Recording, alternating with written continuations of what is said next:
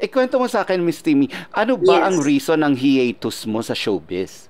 Well, actually, I was doing a teleserye at that time, 2016. The Mhm. teleserye for GMA was, the title was Once Again.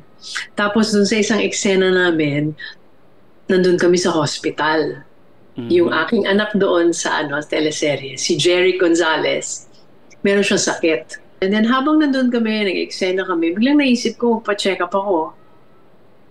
Meron akong bakanting 5 oras at that time. Sabi, pwede daw akong umalis sa set. So I left the set and I decided to go to the hospital, which was nearby, to have a checkup. Mhm. But my doctor said I wasn't due for a checkup yet. So I waited for another 2 weeks to have a checkup, and then I had my usual annual checkup, which included the breast. Mhm. And I had my mammogram and my sonogram, and they found something. Okay, I'm smiling Oh. right now. I'm smiling right now. Pero they found something.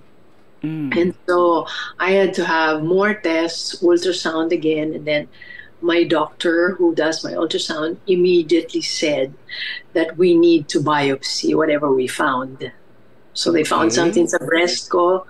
It's very small, super small, kasing laki lang ng peppercorn. Yung, alam mo yung pepper na Yes, dinudurog pa, di yes, ba? yes. Ganun lang kaliit. So hindi talaga mararamdaman. Pero dun sa, within the coming weeks, while I was resting in my farm in Tagaytay, I felt this parang thunderbolt.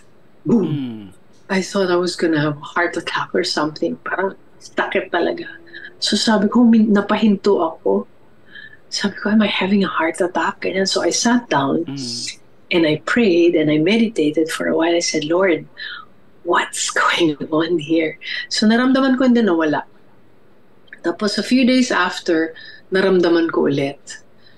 And then sabi ko dun sa doctor, I think yung biopsy na yan, kailangan na natin gawin whatever it is kasi meron akong nararamdaman. So I had a Mm. biopsy, and after the biopsy, a few days after, tumawag yung doctor ko. Normally, yung ginagawa niya pag nagpapacheck up ako is tinatawagan lang niya ako, sasabihin niya, okay ka, okay, next year Mm. ulit, ganyan-ganyan.